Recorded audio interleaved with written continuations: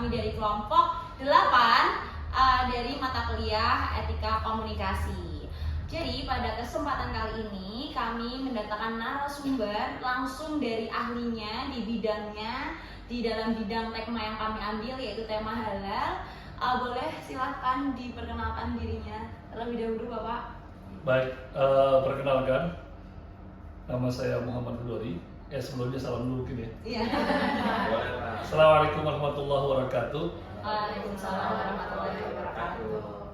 Perkenalkan, nama saya Muhammad Hudori. Saya tentunya merupakan penyuluh agama Islam dari kantor Kementerian Agama Kota Bogor dan juga sebagai pendamping proses produk halal di wilayah Kecamatan Bogor Barat, skupnya Kecamatan Bogor Barat, dan juga mungkin di kecamatan lainnya selingkup daripada Kota Bogor, gitu aja mungkin. Oke, berarti kami bisa panggil Bapak Pak Hudori. Pak Hudo boleh. Oh, Pak Hudo. Pak Hudo kalau di Kota Bogor orangnya ya Hudo. Kalau orang-orang Ciputat di UIN Jakarta bilang Duri. Oh iya, biar enak kami panggil Bapak Hudo ya. Boleh. Oke Bapak, jadi pada kesempatan kali ini kami akan membahas mengenai halal. Nah, sebelum kita lebih jauh lagi nih Bapak, ke sana-sananya, dari kami sendiri tuh ingin bertanya kepada Bapak yang memang sudah terjun secara langsung di dalam dunia seperti ini, apa sih halal menurut Bapak? Apakah hanya sebatas mengenai makanan saja atau seperti apa Bapak? Boleh tolong dijelaskan. Baik, halal itu sebetulnya merupakan salah satu solusi dari agama ajaran kita, yang dimana ketika itu ternyata Allah Subhanahu wa Ta'ala menyampaikan di dalam firman-Nya, salah satunya Qulu mimma razaqnakum minat thayyibat. Kemudian ada juga yang berbunyi ya ayyuhan nas, ya, Qulu mimma fil ardi halalan thayyiba. Nah, itu merupakan tadi perintah yang dimana Allah Subhanahu wa Ta'ala meminta kita sebagai manusia, kemudian juga sebagai orang-orang yang beriman, untuk memakan makanan yang memang halal di mana di muka bumi ini.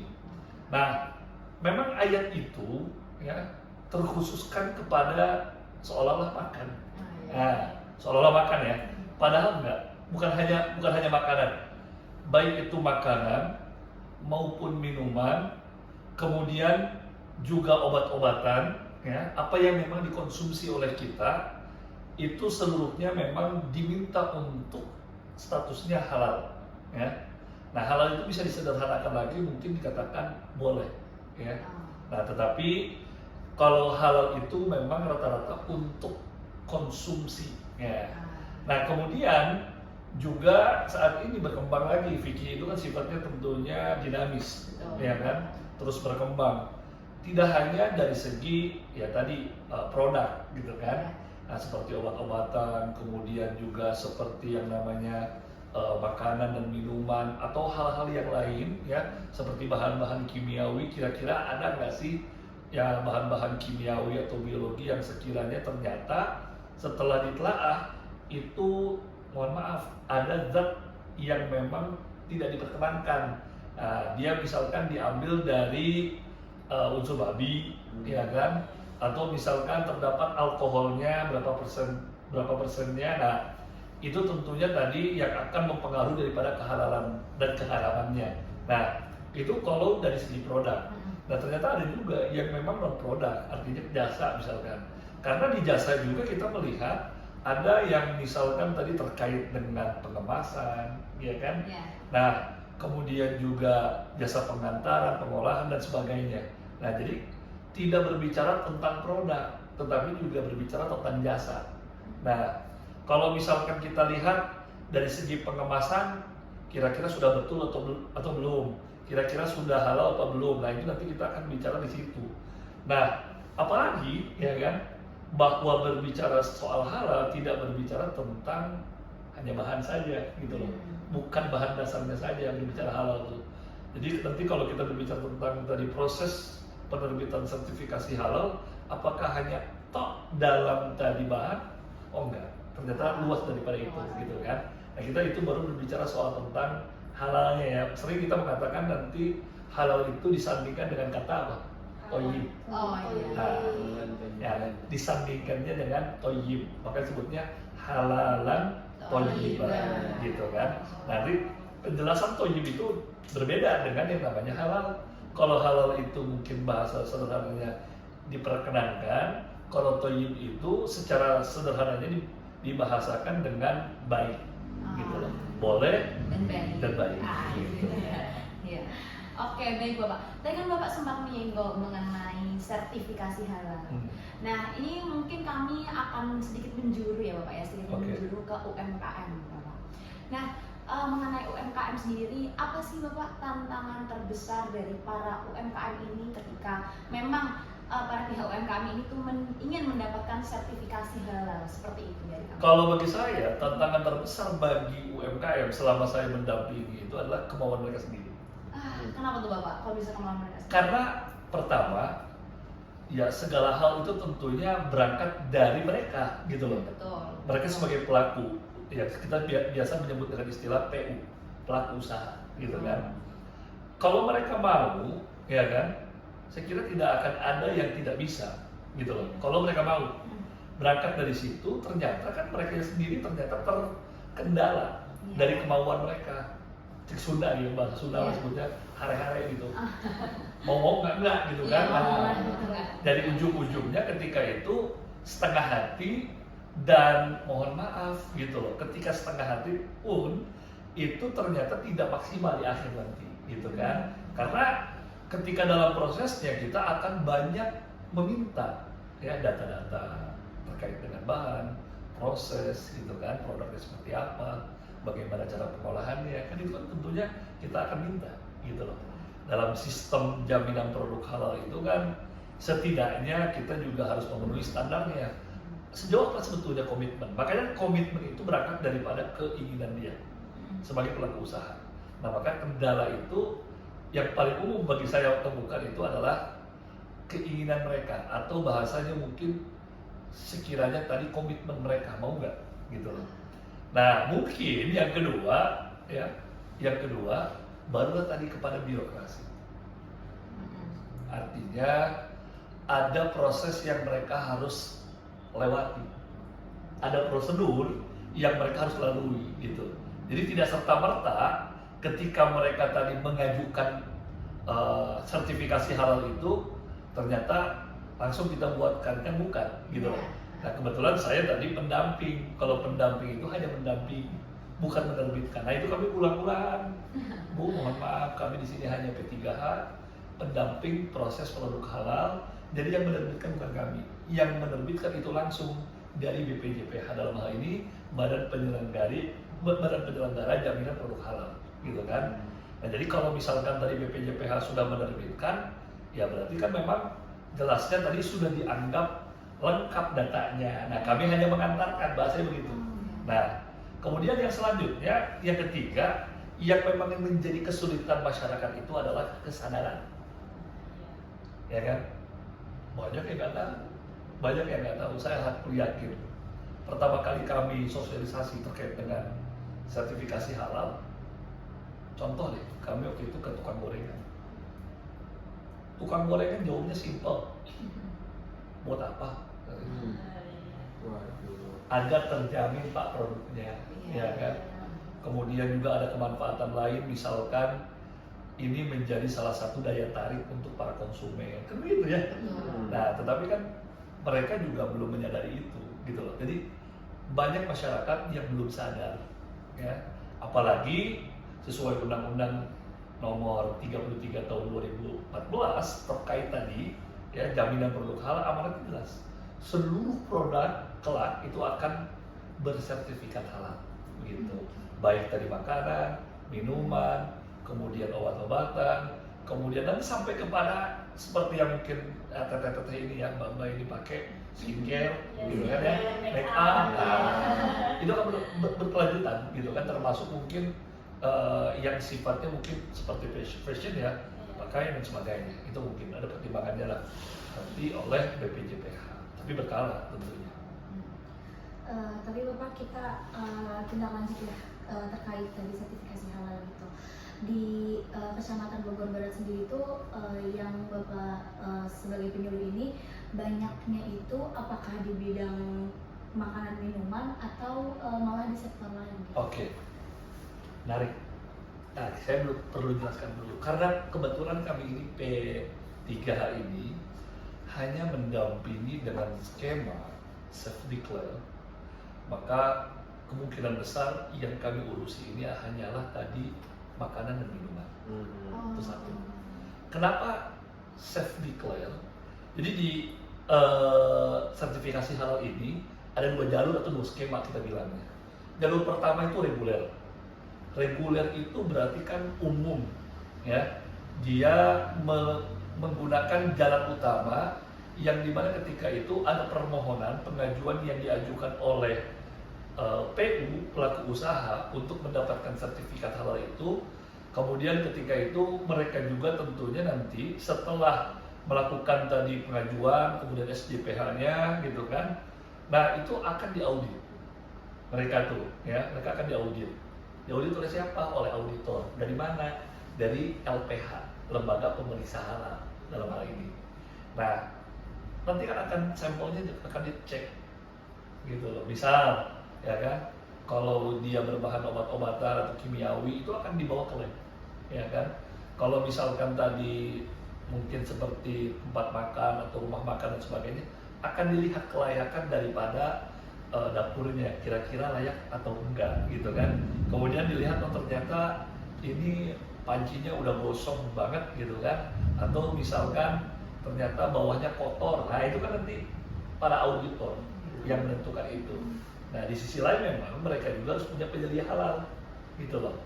Nah jadi yang saya ingin sampaikan di sini, di jalur yang pertama ini, jalur yang secara umum ini sebelumnya begini semua. Sebelum tadi sertifikasi halal diampu oleh Kementerian Agama, karena dulu pure ya, diampu oleh MUI, Majelis Ulama Indonesia. Nah, jadi seluruhnya menggunakan jalur reguler. Nah, saat ini tidak, gitu kan. Nah, saat ini itu kalau kita lihat, karena tadi juga ada tuntutan kepada para UMK dan UMKM, ya, tentunya akan berbeda skemanya, gitu. Nah, skema yang tadi kedua baru self declare. Ya secara bahasa kita artikan self declare adalah pendeklarasian, pengakuan, ya, sendiri oleh siapa? Pelaku usaha. Nah, jadi tidak ada auditor di sana. Walaupun memang ada pengevaluasian. Dan kami selaku tadi P3H itu akan melihat sama kelayakan dapurnya, kelayakan dari cara pengelolaannya, gitu kan. Nah, hanya saja kami tidak menggunakan kacamata auditor gitu. Sifatnya tadi kami hanya mendampingi gitu. Nah, ketika itulah tadi tentunya para UMKM yang kami tangani rata-rata, dan itu pasti bukan rata-rata, pasti itu makanan minuman. Karena self declare itu sampai saat ini masih ya produknya makanan dan minuman. Kalau misalkan di luar itu, misalkan obat-obatan, kemudian misalkan seperti parfum dan sebagainya, ya kosmetik, itu harus reguler. Sabun misalkan ya, itu harus reguler. Karena membutuhkan apa? Uji lab. Nah, sedangkan kami P3H nggak punya kapasitas di situ. Gitu. Jadi fokusnya memang hanya di UMKM ya Pak? Di UMKM dan itu makanan, minuman, itu gitu. sektornya. Tapi terkait contoh yang Bapak kasih gitu ya Pak, tadi kita sempat balik lagi singgung tentang penjual gorengan gitu lah, yang UMKM-nya bisa dibilang tidak terlalu besar tapi menengah ke bawah gitu. Itu kan masih banyak banget UMKM yang memang tidak mau dan menganggap sepele akan tentang kehalalan tersebut gitu. Dari Bapak sendiri nih sebagai penyuluh gitu ya, cara Bapak untuk menangani kasus-kasus kayak gitu kayak gimana gitu? Pendampingnya kayak gimana? Baik. Karena kami ini penyuluh agama memiliki tugas dan fungsi pertama edukatif, kedua informatif, ketiga konsultatif, keempat advokatif. Tentunya kami melakukan tadi edukasi ke masyarakat, karena masyarakat sebetulnya ya, mohon maaf, kebanyakan mereka tidak tahu, gitu kan. Nah, menginformasikan ke mereka, Pak, ini ada aturan, ada regulasi, ya. yang Bapak harus taati sebagai warga negara Indonesia. Dalam hal ini Bapak tadi tentunya melakukan ya jual beli, bahasanya begitu. Iya. Yang dimana tadi Bapak mengeluarkan produk. Apa produk Bapak? Gorengan. Nah, kalau dalam tadi undang-undang tersebut disebutkan ya memang harus tadi punya jaminannya. Bapak menjamin nggak ini bahwa ini halal? Bapak boleh mengatakan tadi ketika itu, oh ya saya halal, saya dari ini, dari itu. Nah, tapi kan kita berbicara soal tentang legitimasinya. Legitimate tidak, diakui tidak, kan begitu. Anda dikatakan sebagai mahasiswi IPB, mbaknya, ya kan, setidak-tidaknya mbaknya harus mengeluarkan yang namanya tadi kartu mahasiswa, betul? Betul. KTM. Saya juga pernah mahasiswa. Nah, tapi memang itu, ya maksimalnya mungkin ketika itu bisa meminta tadi, ya kan, ke tata usaha untuk diterbitkan surat keterangan tadi, ya kan. Nah, jadi kalau hanya sekedar mengaku, semua orang bisa ngaku, tapi tadi bisa nggak diakui oleh orang lain, gitu loh maksudnya. Tantangan. Ya itu sama seperti saya mengaku saya ganteng, tapi belum tentu diakui oleh mbaknya kan. Gitu. Oh, gitu. Berarti. Nah, harus legitimate. Nah, legitimasi itu ya datangnya dari mana? Oh, datangnya dari yang namanya stakeholder. Dalam hal ini BPJPH. BPJPH ketika itu dia memberikan sebuah aturan agar tadi bahwa UMKM ternyata bisa melakukan yang namanya pengajuan sertifikasi halal dengan cara yang lebih mudah saat ini, yaitu tadi self declare gitu. Iya, jadi melakukan self declare tadi lebih mudah dibandingkan menggunakan regulasi. Menggunakan reguler yang secara umum ya. Nah, jadi kita berikan pemahaman sedikit demi sedikit gitu kan. Dan kita juga berikan tentunya tadi ya semacam kalau bahasa kitanya ya trigger lah gitu kan. Pak gitu kan, Bapak mau nggak dagangannya laku? Terus kemudian Bapak mau nggak nanti pemasarannya lebih luas, ya kan? Bapak belum punya NIB juga kan? Nah, karena dalam pembuatan atau penerbitan sertifikasi halal itu mereka harus punya namanya NIB. Apa itu Bapak? Nomor induk berusaha. Kalau dulu disebutnya SKU, surat keterangan usaha. Gitu. Jadi setidaknya mereka ini ternyata berusaha sudah legal. Karena apa? Karena sudah punya tadi legalitasnya terkait dengan NIB gitu. Ya. Jadi lebih enaknya memang kita tadi mengedukasi mereka sembari kita mungkin memberikan informasi. Di luar itu pasti kan ada yang bertanya dong, ya kan? Terus kalau misalkan ada yang belum, kemudian tentunya tadi nggak mau ikut sertifikat, ya tinggal tunggu tanggal main ya saya bilang. Ya kan? Banyak yang konsultasi dong, ya kan? Ini saya mohon maaf Pak, punya produk harusnya disertifikasikan Pak, tapi saya belum bisa karena tentunya saya juga dagangnya musiman Pak. Tetap sekalipun itu musiman, gitu loh. Dan enaknya memang di sertifikasi saat ini itu tidak ada batas minimum, artinya tidak limit gitu. Kalau dulu kan ada limitnya, misalkan 5 tahun, sekarang ada limit. Misalkan terus-terusan gitu kan, kayak KTP Mbak kan, ya seumur hidup, kecuali kalau mau nikah ganti lagi, gitu kan. Mau ganti foto ganti lagi kan gitu kan, ya. Nah, jadi kurang lebih seperti itu gambarannya sebetulnya. Kalau kita melihat tadi bagaimana tadi para UMKM atau pelaku UMKM ini agar mereka paham dan tentunya mereka mau, ya kita nggak bisa langsung kemudian ketika itu dengan gaya mohon maaf ya, lu kalau nggak mau kena hukuman nanti nggak bisa gitu. Kita bisa harus humanis, kemudian juga melakukan langkah-langkah persuasif lah mereka gitu kan. Itu aja begitu. Nah, Bapak, saya mau tanya nih, kan tadi membahas legalitas ya Pak. Itu tuh kalau sekarang tuh saya mau tanya ada contoh UMKM yang sukses naik kelas karena branding halal atau enggak ya? Pasti banyak, Ya? pasti banyak. Contoh adik saya ini salah satu pelaku usaha yang saya betul-betul tahu bagaimana berkembangnya tadi usaha beliau, gitu ya. Dan saya bantu juga terkait dengan sertifikasinya.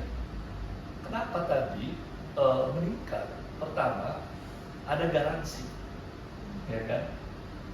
Dan tentunya kalau di dalam Islam ya, bahwa Allah menciptakan dari wa ma khalaqtul jinna wal insa illa liya'budun. Tidaklah aku tadi menciptakan jin dan manusia terkecuali untuk beribadah. Bahkan kalau misalkan tadi kita untuk makan pun diniatkan untuk ibadah, ya salah satu caranya tadi memakan makanan yang halal, kemudian juga thayyib. Dan di situ kan kita melihat, oh ini ada makanan, oh ini ada makanan. Mohon maaf, yang ini tidak ada posisinya, ya labeling. Ini ada label halalnya. Saya prefer dong ini. Kenapa? Karena ada labelnya, garansinya ada, ya kan? Kalau memang ternyata, mohon maaf, ternyata memang tidak halal, itu posisinya ditanggung oleh mereka yang kasih label. Ada preferensi di situ, artinya ada istilahnya diprioritaskan lah, gitu kan?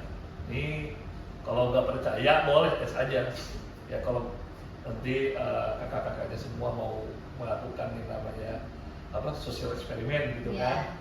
Yang satu gitu kan, ada apa namanya label halalnya, yang satu nggak ada gitu kan, boleh dites gitu loh. Orang lebih prefer ke yang posisinya itu ada label.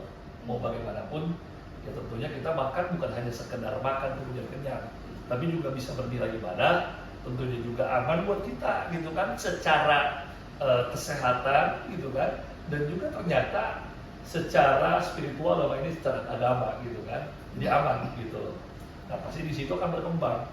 Nah itu juga akan melihat tadi para konsumen juga merasa terjamin gitu kan.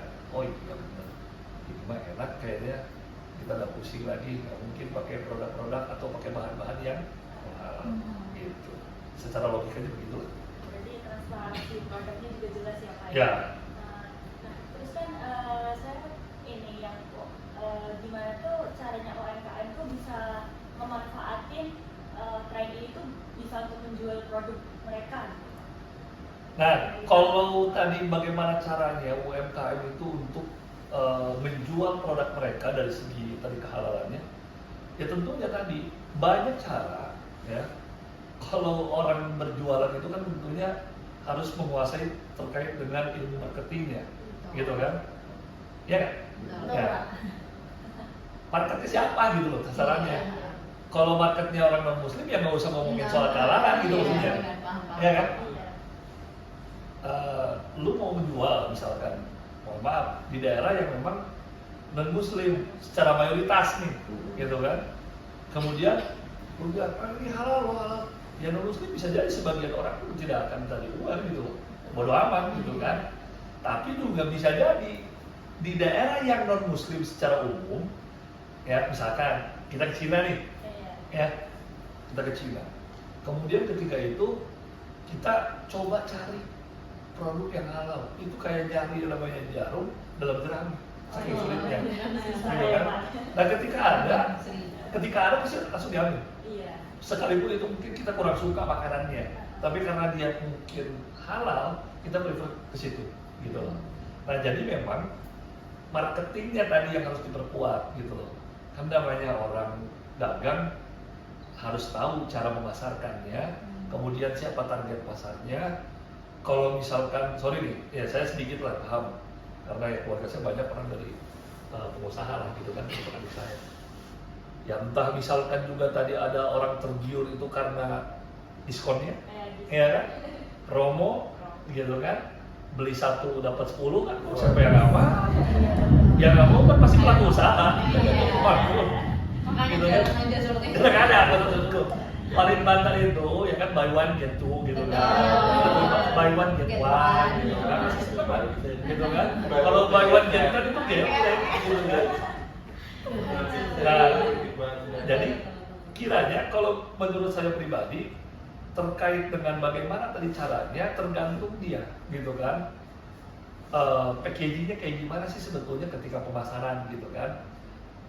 Terutama yang disebut dengan konsumsi atau bahan-bahan makanan yang sifatnya beresiko high risk, ya. High risk itu berarti kan sangat beresiko tinggi, gitu kan. Nah cenderung orang halal nggak nih gitu kan? Misal nih ya, saya contohkan makanan-makanan Jepang, makanan-makanan Korea. Kenapa dianggap oleh kita itu high risk? Karena kita paham betul ini makanan berasal dari luar. Kemudian kita tahu, ya kan, banyak sekali mereka tadi bahan-bahan yang juga diimpor dari luar, gitu kan. Terus kemudian juga kita juga paham ada beberapa menu yang memang tadi unsurnya jelas, gitu kan, babi gitu loh, ya kan. Kemudian ada alkoholnya, nah, seperti Chinese food, itu pasti. Ini saya deh kemarin kita, ketika ada salah satu produk yang dimana ketika itu ternyata dia itu halal gitu kan, pada Chinese food, kita jadi berani gitu loh. Karena secara umum mereka pakai angci gitu kan. Angci itu kan ada alkoholnya, dan ketika itu sudah disebutkan ya oleh APPOM itu dia halal gitu kan. Nah, tapi kalau ternyata mereka punya sertifikat halal ya, kita kan sangat terjamin gitu kan. Nah, memang ada beberapa gitu, kecuali mungkin kalau gorengan ya secara umum pasti halal, tapi kan kalau tadi ditambah lagi dengan labelnya gitu kan, orang lebih percaya lagi. Jadi bahasanya merasa secure lah, merasa aman gitu kan, dibandingkan nggak ada gitu loh. Kan mohon maaf, ada juga kan para pedagang yang sebetulnya kalau kita secara kasat mata bahannya pasti halal, tapi secara pengolahan, makanya saya bilang bahwa halal itu tidak berbicara soal tentang bahan saja, mulai dari bahan, kemudian tadi pengolahan, pengemasan, ya kan, penyajian, itu juga harus semuanya. Bahkan ya PPJPH MUI itu lebih jelimet lagi apa? Soal penamaan. Contoh, sempat kan kasus rame waktu itu Apa itu? kaitan dengan mie apa? Mie Gacoan. gacoan. Itu sebetulnya bukan karena memang ada unsur itu, ya bukan. Ya, tapi dikarenakan ada leveling. Ketika mie itu bernama setan dan sebagainya. Nah, ya kan? Nah, itu tidak tentunya tadi memenuhi syarat dan standar dari BPJPH gitu ya. Kenapa? Karena tadi namanya dianggap ya menyeleweng lah gitu kan. Kurang bagus makanan manusia dinamai setan gitu loh. Nah, basep, masuk setan. Ya kan? Ya kan? Nah, setan dan sebagainya gitu. Oke Pak, kalau mau tanya sedikit tentang untuk sertifikasi halal ini, tata cara untuk mendapatkan sertifikasi halal ini gimana nih Pak? Oke, terkait dengan alur ya. Ya alurnya. Saya jelaskan alur yang untuk UMKM karena ini harus declare ya. Nah, yang pertama mereka membuat yang namanya akun. Ya, akun itu boleh dibuka nanti di Si Halal, sebutnya akun Si Halal. Kita bilangnya akun Si Halal. Ini bisa di-download dan juga bisa juga lewat web. Ya. Jadi basicnya bisa web, bisa juga tadi aplikasi gitu ya. Nah, itu kita bilangnya akun Si Halal. Kalau boleh buka ptsp.halal.go.id atau .go.id gitu ya. Nah, kemudian ketika itu buat tadi akun tersebut ya, daftar terlebih dahulu, kemudian dimasukkan tadi ya nama ownernya, kemudian sesuaikan tadi dengan email dan kemudian juga dengan password yang ingin tadi dimasukkan. Sampai ketika itu sudah bisa masuk ke awal, kemudian barulah tadi daftar berikutnya secara lengkap nanti pemilik itu owner gitu kan. Nah, ketika tadi owner itu sudah mengisi terkait dengan daftar dirinya, mulai daripada ya KTP dan sebagainya, kemudian juga tinggal di mana, nanti juga mengisi tuh tentang pabriknya. Pabrik itu kita sering bilang sebetulnya tempatnya di mana, ya kan? Karena kan beda antara pabrik dengan outlet. Kalau pabrik tempat pembuatan, ya, yang harus pabrik gede gitu loh, di mana tadi di prosesnya. Nah, kalau outlet pokoknya lah, gitu ya. Ada juga kan yang memang ketika itu pembuatannya di toko tersebut, dijualnya di toko itu juga kan. Tapi ada juga, oh saya mah buatnya mah di bawah, gitu ya, Iya. outletnya mau di sana, nah, kan gitu ya. Iya, Nah, ada. terus kemudian juga di situ ada penyelianya. Penyelia itu memang yang biasa kita bilangnya yang mungkin melihat, mengatur, kemudian juga ini itu biasanya harus dimiliki tuh. Cuman kalau dalam sekdiklar bolehlah penyelia itu tidak bersertifikat, tapi kalau dalam reguler, ya skema reguler itu harus bersertifikat dan lumayan juga tuh pelatihannya, ya lumayan lama dan lumayan juga agak mahal gitu kan, sampai angka jutaan. Nah kalau misalkan tadi sudah diisi penyelianya gitu kan ya, nah ketika itu muncul tadi NIB nanti sudah dimasukkan ya kan, nah beres itu baru tuh nanti apa namanya, ketika itu melanjutkan apa sebetulnya yang mau diajukan gitu kan, produk apa tuh, nah masukin, tambahkan, nah itu proses di situ sampai nanti kepada pendamping proses produk halalnya. Ada Bapak Oh. berarti. Boleh ke saya kalau di Kecamatan Bogor Barat, boleh ke siapapun, karena pada hakikatnya ya sebetulnya karena kota Bogor kan kecil ya, bolehlah Iya. yang misalkan saya di Bogor Barat main ke Comas ya kan, Comas itu kabupaten. Iya. Betul. Atau ke Dramaga karena dekat sama daerah gitu kan. Nah, atau yang Dramaga bisa jadi main ke kota gitu loh maksudnya. Beda dengan di kabupaten lain, jauh kan. Satu kabupaten itu kayak misalkan tadi Kabupaten Bogor, ya dari Jasinga sampai ke Cikomo kan udah benar-benar jauh gitu. Jauh banget ya. Udah gempor lah, nggak mungkin gitu kan. Nah, maka di situ tadi sampai tadi pengajuannya, permohonannya tersebut tadi ke P3H, kemudian baru di situ tuh memasukkan bahan-bahan, kemudian juga memasukkan proses gitu ya. Dan ketika itu kita dampingi itu sebagai P3H. Kira-kira P3H ketika itu menyetujui atau enggak gitu kan. Ada verbalnya jadinya, ada verifikasi dan evaluasi. Oh ini tadi bahannya nggak cocok Pak, Bu. Ternyata NIB-nya nggak pas. Misalkan di nomor induk berusaha itu ya, atau nomor izin berusaha itu dia di situnya tertulis ya misalkan minuman, tapi yang diajukan makanan, nah itu nggak nyambung. Iya. Nah itu nggak nyambung karena nanti ketika kita mau penyelesaiannya gitu kan, itu akan sulit karena nggak bisa. Maka mau nggak mau harus diperbaiki dulu tuh NIB-nya. Bahannya dicek satu-satu gitu. Iya, kalau lebih ke arah pas produknya sih, gitu kan. Produknya apa gitu loh. Kan nggak mungkin kalau misalkan tadi produknya ayam, ya kan, posisinya bahan-bahannya cendol. Nah, iya. Atau sebaliknya misalkan produknya minuman, bahan-bahannya ayam. Minuman apa yang rasa ayam, gitu kan. Iya. Gitu. Dan kemudian yang kita lihat itu akan produk. Oh ternyata produknya itu misal ya kan, keripik. Ya berarti harus memilih tuh keripik, kerupuk yang begitu tuh. Nanti di NIB itu ada pilihannya begitu lah. Baru nanti setelah itu diajukan, ya kan, diajukan oleh pelaku usaha sampai ketika itu diterbitkan sertifikatnya oleh BPJPH. Kalau nggak diterbitkan, biasanya ada nanti notis perbaikan. Oh ini harus diperbaiki, kenapa? Oh ini nggak masuk, misalkan skemanya harus skema reguler, bukan septikler. Berarti mau nggak mau kayak bakso tuh, karena dia bahan kritis. Kenapa disebut bahan kritis? Bahan tadi yang dipertimbangkan penyebabnya itu melalui penyembelihan, gitu kan, seperti sapi, ayam, ya kan, kambing. Nah ketika itu pertimbangannya di situ, oh harus reguler, mau nggak mau reguler. Gitu.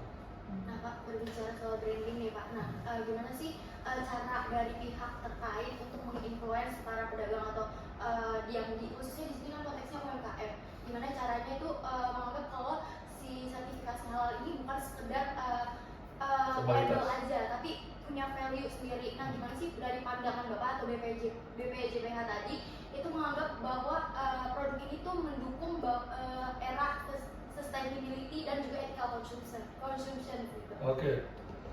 Sederhananya ya, kalau kita tadi ngomong influence ya para pedagang gitu kan, kemudian juga masyarakat umum. Yang paling pertama itu yang kita harus pahami juga ya tadi ya, terkait dengan siapa sebetulnya mereka. Karena kita kan tentu juga harus lihat juga. Kalau yang namanya pelaku UMKM itu ibarat kata heterogen mah, tentu heterogen gitu loh. dari yang lulusan SD sampai lulusan S2, S3 juga ada gitu loh.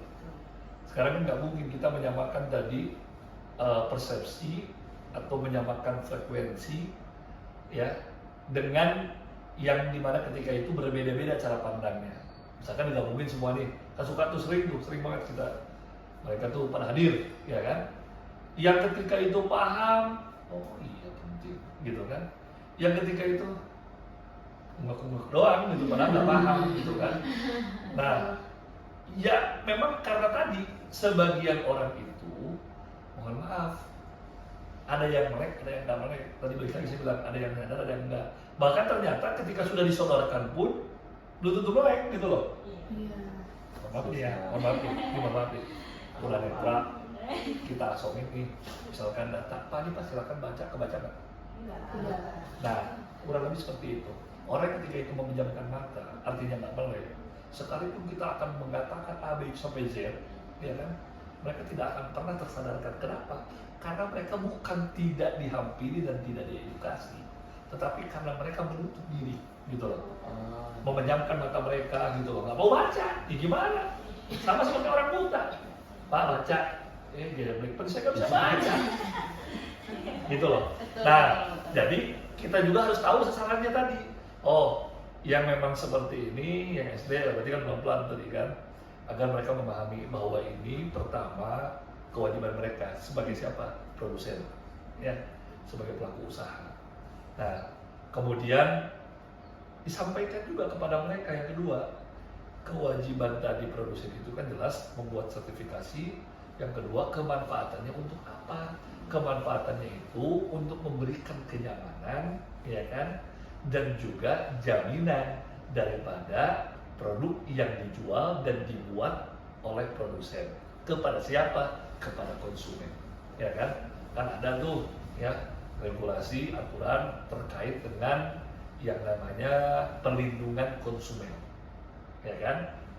Kalau misalkan nggak mau bentuk sana deh, kalau misalkan ada yang sekiranya ya keracunan, nggak mau gitu kan? Harus ke siapa ketika itu? Bisa kan untuk bisa gitu kan? Karena ada perlindungannya gitu loh. Ya kurang lebih ke arahnya ke situ agar memang banyak yang sekiranya tadi orang-orang itu ya bisa lah ketika itu teredukasi. Tapi memang caranya yang harus bisa kita tadi pilah. Kalau yang ke orang-orang yang sudah lulus S1 sampai ke S3 ya lebih mudah gitu kan. Dan mungkin kita bisa diskusi gitu kan. Pak, seharusnya, ya, ini banyak nih masukan gitu kan. Kalau mau itu bahan-bahan dasar utama Pak, itu yang dihalalkan terlebih dahulu sebelum kami. Kenapa? Karena banyak bahan dasar utama yang belum ter-SH-kan, tersertifikasikan, sehingga ada kesulitan di kami gitu kan untuk apa? Membuat atau tadi memproduksi terkait dengan produk kami yang ternyata bahannya itu tetapi nggak ada gitu loh. Sertifikat halalnya begitu. Banyaklah kalau kita mau tahu caranya. Yang paling terpenting kita lihat dulu orangnya. Kalau ternyata mukhotob, kalau bahasa Arab itu mukhotob. Jadi target utamanya itu ya orang biasa atau mungkin tadi mohon maaf ya dia nggak terlalu melek gitu ya. Atau bahkan nggak mau melek gitu ya. Ya pelan-pelan. Tapi kalau yang sekiranya ini mah gampang. Tinggal kita sodorkan tadi aturan. Ya kan nggak mungkin kalau udah S1, S3 masih terus menentang. Berarti kan perlu dipertanyakan gitu loh kesarjanaannya gitu. Seperti itu kurang lebih. Oke, baik. Tadi terima kasih Bapak atas hal-hal yang memang sudah menjadi jawaban atas pertanyaan-pertanyaan kami. Bapak Fudoli dari P3H ya Bapak ya? Ya, betul. Dari P3H produk halal seperti itu ya. Mulai dari tadi apa itu halal, lalu juga tadi kami sudah mempertanyakan mengenai alur-alur bagaimana sih apabila ada UMKM yang ingin mendaftarkan produknya di sertifikasi halal, lalu kami juga sempat menanyakan mengenai tanggapan Bapak terhadap UMKM yang memang kiranya memang kurang melek seperti itu ya. Jadi ya ternyata memang banyak sekali lapisan-lapisan masyarakat yang saya yakin itu juga menjadi tantangan yang luar biasa tentunya ya untuk pihak P3H sendiri seperti itu. Mungkin sekian dari kami. Semoga podcast kali ini bisa bermanfaat tentunya buat kita semua, atau terlebih para UMKM atau mungkin teman-teman sekalian para Gen Z gitu ya yang sedang ingin memunculkan produk baru ya Bapak. Itu Betul. kayaknya sangat penting ya Bapak Banyak ya. kok, udah banyak Betul. seperti sekarang juga di Iya. Bulak ada yang bikin tulang apa? Tulang rambut. Tulang rangu. Iya. Gitu kan. Jadi Iya. banyak kok yang Gen Z gitu Iya. kan. Belum ada Gen Alpha belum. Kita Kita terlalu awal gitu Iya. ya. Iya, semoga Gen Alpha masih suka jajan doang. Belum suka produk. ya, semoga dengan adanya podcast ini tentunya bisa membuat semua teman-teman Gen Z, Gen Alpha juga, Gen Boomer dan lain sebagainya melek akan pentingnya Saya sebagai sertifikasi milenial halal. agak tersinggung belum Pak. Oh iya, dari Gen milenial juga gitu ya. Semoga bisa melek dan bisa mengetahui seberapa pentingnya sertifikasi halal, dan itu juga itu ada gitu ya Pak, Ya. aturannya di undang-undang. Seperti itu dari kami. Terima kasih Pak Dori karena Sama-sama. telah hadir, menyempatkan waktu hadir di sore hari ini. Siap, sama-sama. Sekian, Terima kasih semua. dari kami. Wassalamualaikum warahmatullahi wabarakatuh. Waalaikumsalam. Ada.